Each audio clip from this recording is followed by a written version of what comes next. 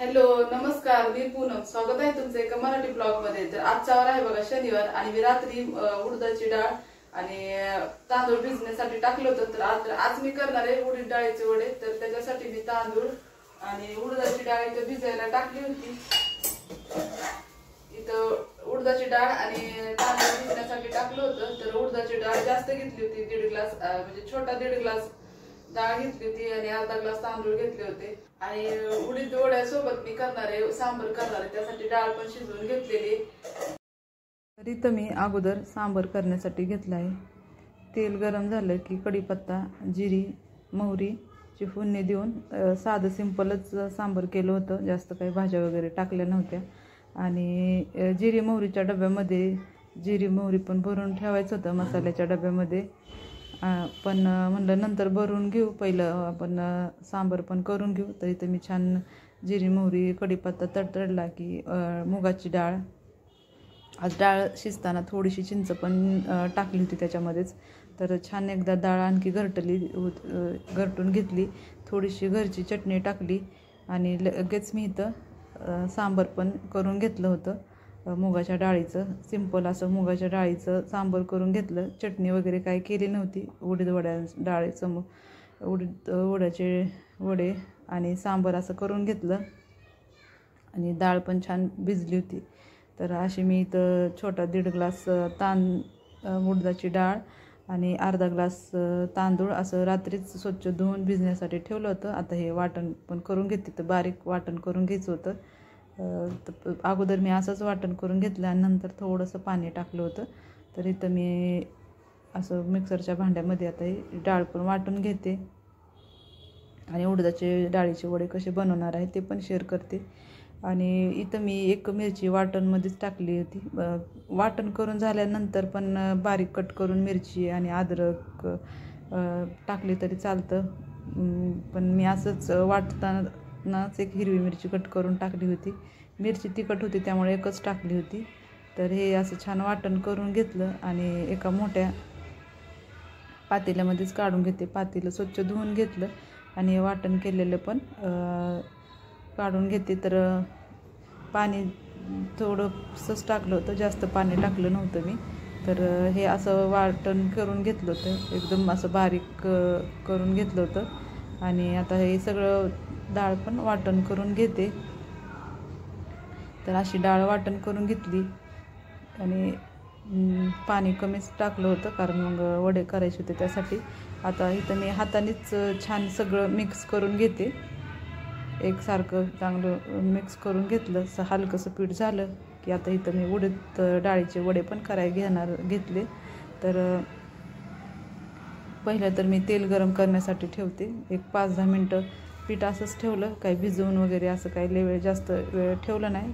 5-1 मिनटंच ठेवलं आणि इथं मी लगेच उडदाच्या डाळीचे वडे बनवण्यासाठी घेतले आहेत. डाळ पण थोडीशी बारीक गॅसवरती ठेवली होती आणि मध्ये थोडंसं मिक्स करून घेतलं. आणि तेल पण आता गरम करण्यासाठी ठेवते उडीद वडे करण्यासाठी. तर छान होतात असे उडीद वडे पण. तर मी अगोदर हे पहिल्यांदाच मी असं एक पळीवर घेऊन करून बघितलं होतात का, तर नव्हते होत असे बरोबर. नंतर हे मी पळीनेच करून बघितले, मला नाही जमले हे करण्यासाठी. त्यानंतर मला हे असं हातानेच करून घेतले. तर हाताचे मला सोपे वाटले. असे थोडासा आकार एवढा व्यवस्थित येत नाही पण जमले मला, म्हणजे मेंदू वडे पण करण्यासाठी. तर इथं हातानेच मग मी करून घेतले. पळीचे मला म्हणजे जमले नाहीत करताना. तर इथं असे छान उडदाच्या डाळीचे वडे करून घेतले. आणि इथं असे सगळ्या पिठाचे काही मी केले नाही, इतकं पीठ असं शिल्लक ठेवलं होतं. आणि असं सिंपलचं सांबर आणि वडे असे करून घेतले होते. तर चटणी वगैरे तर काही केली नव्हती, सांबर आणि उडीद वडे असेच केलं होतं. आता इथं मी उडीद डाळीचे वडे करून घेतलेले आहेत आणि सांबर पण केलेलं आहे. आता नाश्ता पण करून घेतो आणि सगळ्या पिठाचे नाही केले, थोड्याच पिठाचे करून ठेवले. तर छान झालेले आहेत असे वडे. तर नाश्ता वगैरे झाला आणि त्यानंतर घरातले थोडेसे कामं होते ते पण उरकून घेतले आणि दुपारच्या जेवणाची इथं तयारी करत होते. तर आज करणार होते मटकीची भाजी. त्याच्यासाठी मी इथं 3 कांदे घेतले, 1 टोमॅटो घेतला होता आणि आज मी मटकीचे असं रस्सा करणार होते, सुक्की मटकी करणार नव्हते कारण आम्हाला ज्वारीच्या भाकरी करायच्या होत्या त्यासाठी. तर 3 कांदे घेतले, साल काढून घेतले अगोदर, आणि तो कांदा आणि टोमॅटो स्वच्छ धुवून घेतला आणि कांदा मी बारीक असा कट करून घेतला होता.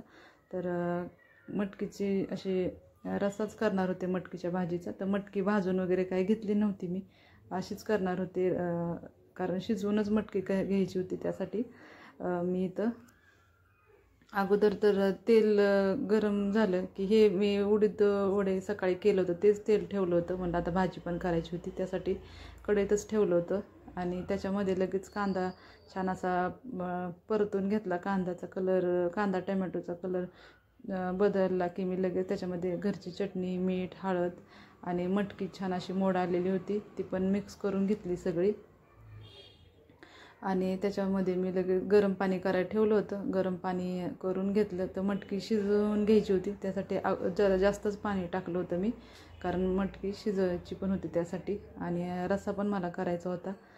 तर इथं एक साईडला मटकीची भाजी होती तोपर्यंत मी इथं ज्वारीच्या भाकरी पण करायच्या होत्या.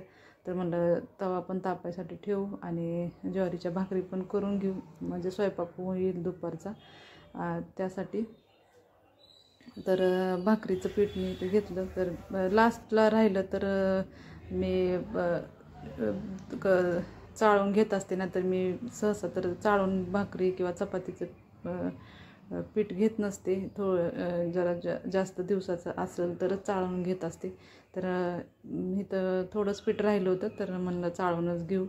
आणि त्यानंतर इथं डब्बा पण मला घासायचा होता, मग दळण पण करायचे होते कारण दोन्ही माझे दळण संपले होते. तर इथं मी असा मोठा डब्बा आहे माझ्याकडं. तर ह्याच्यामध्येच मी सगळं माझं दळण वगैरे आणलेलं ह्याच्यातच ठेवत असते, पिशवीमध्ये आणून डब्यात ठेवत असते. तर डबा पण स्वच्छ इथं मी घासून धुवून घेतला आणि इथं पालथा असा ठेवला. आता बाहेरच ठेवणार होते. तर आजचा ब्लॉग कसा वाटला ते पण कमेंट करून सांगा. ब्लॉग आवडला असेल तर लाईक करा आणि माझ्या चॅनलला सबस्क्राईब केलं नसेल तर सबस्क्राईब करा. आणि ज्यांनी सबस्क्राईब केले त्यांना थँक्यू, आणि जे माझे ब्लॉग बघतात त्यांना मनापासून धन्यवाद.